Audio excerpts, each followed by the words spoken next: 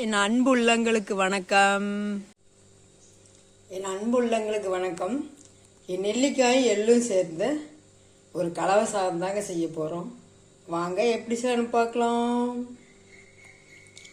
இந்த சாதத்துக்கு 4 நெல்லிக்காய் எடுத்துருக்குறேங்க, கழுவி வச்சுருக்கிறேன்.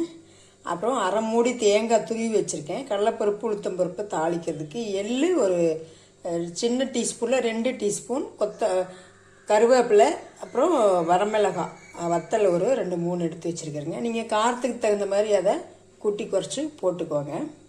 இப்போ வாங்க நம்ம ஃபஸ்ட்டு இந்த நெல்லிக்காயை கழுவிட்டு இதை நல்லா துருவி எடுத்துகிட்டு வந்துடலாம். இந்த மாதிரி கேரட் துருவுறதில் துருவி எடுத்துக்கோங்க, இந்த சின்ன இதில் எடுத்துக்கோங்க. நான் துருவிட்டுங்க. இப்போ நம்ம வறுக்க ஆரம்பிக்கலாம்.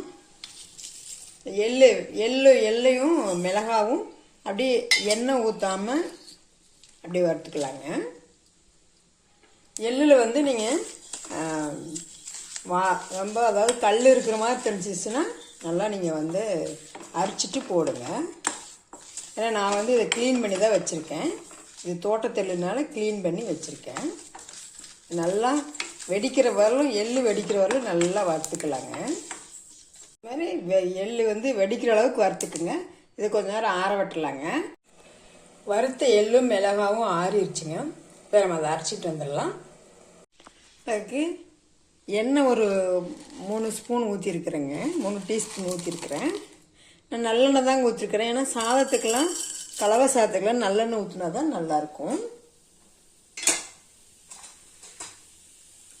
கொஞ்சம் கடுகு போட்டுக்கலாங்க.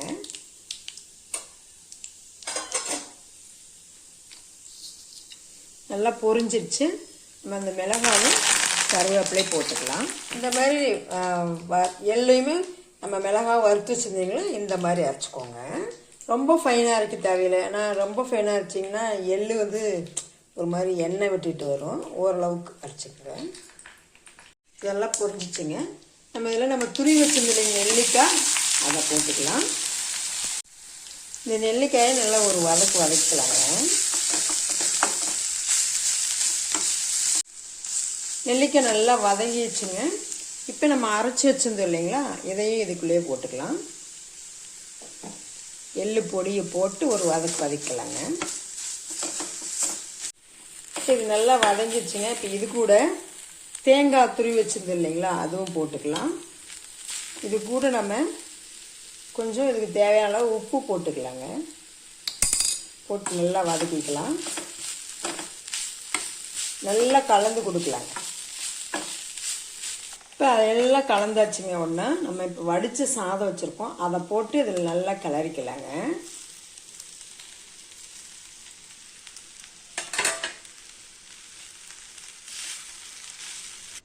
நெல்லிக்காயும் எள்ளும் கலந்த சாதம் செம்ம டேஸ்ட்டாக இருக்குங்க. நீங்கள் இதை அடிக்கடி பண்ணுங்க. நெல்லிக்காய் எள்ளில் 2லுமே கால்சியம் சத்து அதிகமாக இருக்குதுங்க. நீங்கள் அதை வாரத்தில் ஒரு முறை இந்த மாதிரி செஞ்சு சாப்பிட்டோம்னா சின்னவங்கலேருந்து பெரியவங்கலேருந்து எல்லாத்துக்குமே நல்லது, ரொம்ப உடம்புக்கு நல்லதுங்க. ஏன்னா ஏஜ் ஆக ஆக நம்ம கால்சியம் சத்து அதிகமாக தேவைப்படுது. நம்ம எள்ளு சட்னி அந்த மாதிரி தான் செய்வோம். இந்த மாதிரி செஞ்சு பாருங்கள், செம்ம டேஸ்ட்டாக இருக்குங்க. இது மாதிரி செஞ்சு பார்த்துட்டு எப்படி இருக்குதுன்னு கமெண்ட் பண்ணுங்கள், சப்போர்ட் பண்ணுங்கள், சப்ஸ்கிரைப் பண்ணுங்கள். தேங்க்யூ.